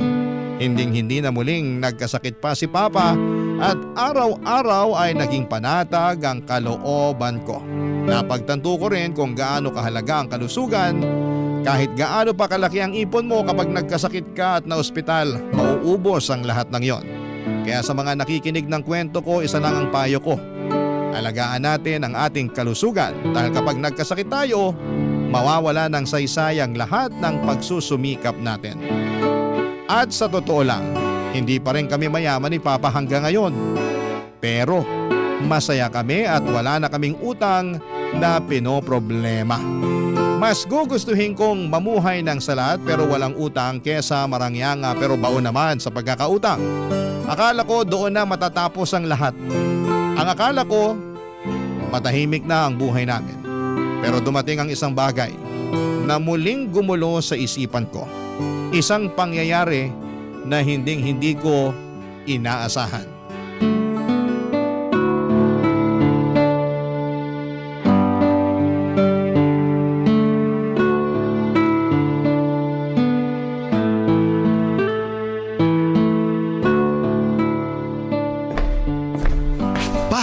Magbihis kayo. Oh, bakit? Pupunta tayo sa mall. Naku, gagastos ka pa. Wag na. Sige na, pagbigyan nyo na po ako. Ibibili ko lang po kayo ng bagong damit. Itabi mo na lang yung perang naipon mo sa pag-working student mo. Si Papa talaga oh. Minsan na nga lang tayo lumabas, tatanggihan nyo pa ako. Tsaka isa pa, pinag-ipunan ko talaga tong araw na to para sa inyo. Ganun ba? Opo. Kung ganun sige, pumapayag na ako. Yun! Sa wakas! Pero sa isang kondisyon. Ha? Ano namang kondisyon yan pa? Sa ukay-ukay na tayo pumunta. Ayoko sa mall. Masyadong mahal mga bilihin dun eh. Ay, sige na nga. Marami namang magagandang damit sa ukay. Mismo. Sadali nga lang. Kanina ko pa naririnig yung cellphone mo ha. Sino ba yan ha? Ewan, barkada ko siguro yan. Baka gusto makipaglaro ng online games. Hayaan nyo na. O baka naman importante yan. Tignan mo muna kaya. Ay, nakakatamad eh. Kukunin ko lang yung cellphone sa loob ng bag. Nasa ilalim pa. Sino ba kasi to? Bakit anak? May problema ba? May nagme-message sa akin sa Facebook. Naku, lagot. Chicks yan no? Si Papa talaga. Sandali nga, titingnan ko kung sino to. O siya, pumapayag na ako na magkaroon ka ng nobya. Pero wag na wag mong pababayaan ang pag-aaral mo ha. Kung hindi, sasamahin ka sa akin. Hindi po chicks tong nagme-message sa akin sa Facebook. Kung ganun, sino yan? Oh, paano ako nagawa yung message nito? Binlock ko na to ah. Ay, walang iya. Gumawa pa talaga ng bagong account? Daming oras ah. Uy, kalma. Sino yan ha? Sino pa ba? Di yung asawa niyong sabik sa foreigner. Bakit daw? Humihingi ng tawad. Gusto daw akong makita. Oh, kung ganun naman pala, ba't mo kang Biyernes Santo yung mukha mo? Ang dami niyang pagkakataon para humingi ng tawad sa akin. Pero ngayon niya lang gagawin? Ano nang balak mo ngayon? Sandali lang pa. Magre-reply ako dito. Hihingiin ko cellphone number nito. Hindi ko alam kung ano yung binabalak mo pero hindi na kita pakikialaman. Total, malaki ka na naman. At alam mo na kung ano makakabuti para sa'yo. Ayun, sandali na lang talaga pa, malapit na to. Istorbo ang babae ka ha. Sa dami ng pagkakataon mo na pwede mo akong kausapin, ngayon pa talaga kung kailan kami lalabas ni Papa. Pakaganda ng timing mo ha. Kumalma ka nga, Liam. Ayos. O yan, tapos na pa. Pwede na tayo umalis. Saglit lang anak. Ano ba yung ginawa mo ha? Kaya ako po hiningi yung number niya kasi nagpadala ako ng 1,000 sa e-wallet niya. Tapos binlock ko na rin yung number. Sa wakas ngayon makakatulog na ako ng mahimbing. Kasi nabayaran ko na yung perang ibinigay niya sa akin noon. Seryoso ka ba? Opo. At sigurado rin naman ako na hindi nagsisisi yung babaeng to eh. Hulaan ko. Siguro nag-away sila o kaya naghiwalay na sila nung kanu niya. O kaya may nangyaring kamalasan sa kanya. Kaya gusto niya makipagkita sa akin. Pero paano kung talagang nagsisisi na yung mama mo sa ginawa niya sa'yo? Malas niya lang kasi walang pagsisisi sa umpisa. Lahat nasa huli. Tsaka isa pa, wala na akong balak alamin kung bakit gusto niya akong kitain. Wala na rin akong pakialam kahit ilang beses pa siya gumawa ng bagong account sa Facebook. Kasi ibablock at ibablock ko lang lahat yun. Ay, pasensya na po kayo pa kung biglang pumangit yung timpla ko. Nadamay patuloy kayo. Pero pangako ko po sa inyo, ito na yung huling beses na mapag-uusapan natin siya. Ngumiti ka na nga lang. Mas gwapo ka kung nakangiti ka eh. Saan pa ba ako nagmahana pa? Malamang sa akin. Halina po kayo. Pagkatapos natin sa ukay-ukay, kakain po tayo sa labas. Nako, babawi ako sa'yo kapag natanggap ko na yung sahod ko sa construction. Hanggang ngayon ay wala po akong bahid ng pagsisisi noong blinako ang sarili kong nanay sa Facebook. Siguro para sa iba, lalo na sa mga kabarangay natin ay parang ang bigat ng ginawa ko. Baka sabihin nila na masyado akong galit o sobra akong magtanim ng sama ng loob. Pero ang hindi nila alam ang tagal kong nagtiis, ang dami kong kinimkim, at ang lalim ng sugat na iniwan niya sa akin. Hindi ito simpleng tampo lamang. Hindi ito basta-basta galit na lilipas. Ito po ay sakit na paulit-ulit niyang ibinaon sa puso ko. At hindi ko kinakahiya ang desisyong yon. Minsan ay kailangan mong palayain ang sarili mo mula sa mga taong paulit-ulit kang sinasaktan. Kahit na sila pa ang mismong dahilan kung bakit nabuhay ka sa mundong ito. Hindi po ako naging masamang anak, sa katunayan ay sobra-sobra pa nga akong umasa at sobra-sobra din akong naghintay. Pero wala akong natanggap na kahit katiting na pagmamahal at suporta na galing sa nanay ko. Kaya ngayon ay pinili ko na lamang na ituon ang buhay ko sa mga totoong tao na hindi ako iniwan. Ngayon po ay mas pinili ko na lamang na palibutan ang sarili ko ng mga taong totoo at tapat kong magmahal. Katulad po ni Papa. Siya po talagang naging sandigan ko sa lahat ng bagay. Siya ang nagpalaki sa akin, siya ang nagsakripisyo at siya rin ang nanatili sa tabi ko kahit na anong mangyari. Isa po sa mga pangako ko sa sarili ko ay balang araw kapag nakapagtapos na ako ng pag-aaral at nagtagumpay. Hindi ko pagtatrabahuhin si Papa. Ako na ang mag-aalaga sa kanya, ako naman ang magbabalik ng lahat ng ginhawa niyang sakripisyo para sa akin. Kaya ngayon pa lamang todo na ang sipag at tiyaga ko sa pagiging working student at pag-aaral para makamit ko ang buhay na hanggang ngayon ay pinapangarap ko pa rin para sa amin ni Papa. Maraming salamat po talaga sa pagbibigay sa akin ng pagkakataong may bahagi ang kwento ko, ang kwento ng isang anak na nasaktan, lumaban at patuloy na nangangarap. At kapag dumating ang araw na makapagtapos na ako, makakaasa po kayo na babalik ako at susulat ako sa inyo, Papa Dudut. Dala ang kwento ng tagumpay. Ang inyong forever kapuso at kabarangay, Liam. Kwentuhan naman tayo dito sa comment section.